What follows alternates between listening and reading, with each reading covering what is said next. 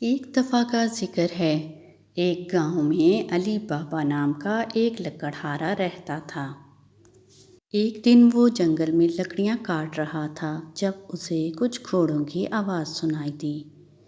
علی بابا نے اپنے گھوڑے کو ایک درخت کے ساتھ باندھا اور خود جلدی سے درخت کے اوپر چڑھ گیا۔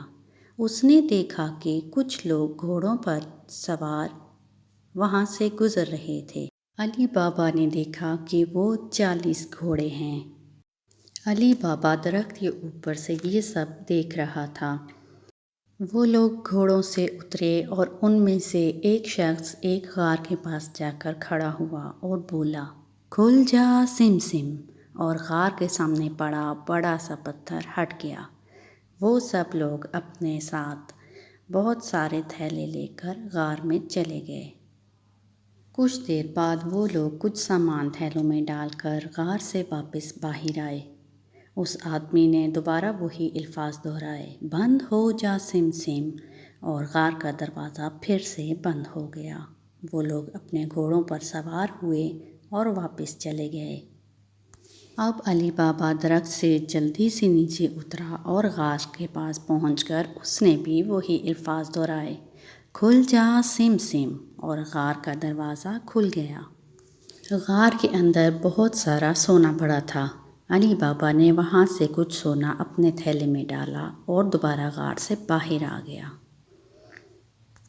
گھر آ کر اس نے اپنی بیوی کو وہ سونا دکھایا۔ علی بابا کی بیوی اتنا سارا سونا دیکھ کر حیران ہو گئی۔ ایک بھائی بہت امیر تھا۔ علی بابا کی بیوی نے کہا کہ کیوں نہ وہ اس سے ایک برتن سونے کے سکے ناپنے کے لیے لے آئے۔ اس کی بیوی علی بابا کے بھائی قاسم کے پاس ایک برتن مانگنے کے لیے گئی، لیکن قاسم کو شک ہوا کہ کوئی بات ہے، اس لیے اس نے برتن کے نیچے کچھ شہد لگا دیا، اور جب علی بابا کی بیوی نے اس برتن سے سونے کے سکے ناپے تو شہد کی وجہ سے کچھ سکے وہاں چپک گئے، جسے دیکھ کے قاسم کو یقین ہو گیا اور وہ ساری رات سوچتا رہا۔ اگلے دن وہ اپنے بھائی کے پاس پہنچا تاکہ اس سے ساری بات معلوم کر سکے۔ علی بابا نے اپنے بھائی قاسم کو ساری بات بتا دی۔ قاسم یہ سب سن کر بہت حیران ہوا۔ علی بابا قاسم کو لے کر اس غار کے پاس پہنچا اور اسے بتایا کہ یہ وہ غار ہے۔ اگلے دن قاسم اپنے 2 گھوڑے لے کر اس غار کے پاس آیا۔ اس نے غار کے دروازے پر جا کر وہی الفاظ دہرائے، کھل جا سم سم، اور غار کے سامنے پڑا بڑا سا پتھر ہٹنے لگا۔ غار کا دروازہ کھل گیا اور قاسم غار کے اندر چلا گیا۔ غار کے اندر جا کر اس نے دیکھا کہ غار میں بہت سارے سونے کے سکے اور پیسے تھے۔ وہ یہ سب دیکھ کر حیران ہو گیا اور اپنے تھیلے میں سکے بھرنے لگا، لیکن وہ یہ بھول گیا کہ اب اس نے غار سے باہر کیسے جانا ہے۔ اسے وہ الفاظ یاد نہ رہے جو بول کے اس نے غار کا دروازہ کھولنا تھا۔ اس نے اپنی طرف سے کچھ الفاظ بولے، کھل جا ٹم ٹم، کھل جا سم سم، لیکن غار کا دروازہ نہ کھلا۔ اگلی صبح جب وہ 40 چور غار کے پاس پہنچے تو انہوں نے دیکھا کہ غار کے باہر گھوڑے بندھے ہیں۔ وہ یہ دیکھ کر انہوں نے اپنی تلواریں اٹھائی اور جب غار کے اندر پہنچے تو قاسم کو دیکھ کر حیران ہوئے۔ قاسم انہیں دیکھ کر ڈر گیا اور وہ چور اپنی تلواریں لے کر قاسم کی طرف بڑھے اور انہوں نے قاسم کو جان سے مار ڈالا۔ بہت رات ہو جانے کے بعد قاسم کی بیوی پریشان ہو کر علی بابا کے گھر پہنچی اور اسے مدد کے لیے بلایا۔ علی بابا غار کے پاس پہنچا اور اس کے 2 گھوڑوں کو غار کے باہر بندھا دیکھ کر سمجھ گیا کہ چوروں نے اس کو مار دیا ہے۔ اب انہوں نے یہ فیصلہ کیا کہ یہ بات وہ کسی کو نہیں بتائیں گے اور وہ قاسم کے گھر میں رہنے لگے۔